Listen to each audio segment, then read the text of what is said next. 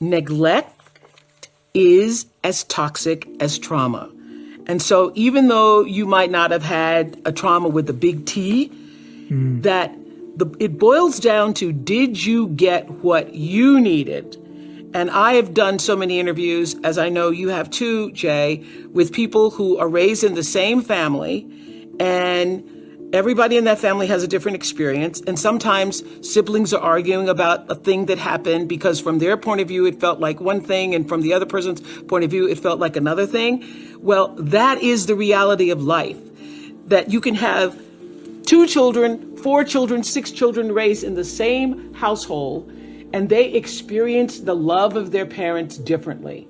And not all the kids could have gotten what they needed, and some of the kids got what they needed. So neglect is you not getting what you needed for your worldview, for your personal approach to life, your sense of self-values, your sense of self-esteem.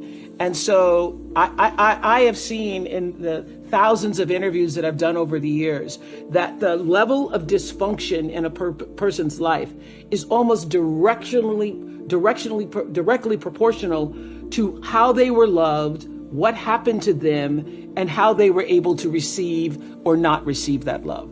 So the what happened to you isn't, just for people who had the big T traumas, but it literally is what happened to you.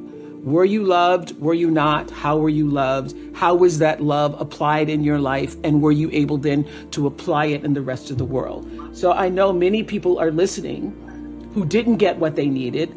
And I say this to my girls in South Africa all the time, because so many of them were born during the year of,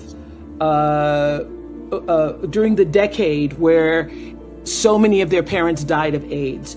And they have this sense of abandonment, literally going from one family to the next family member, and then that family member dying and that family member dying.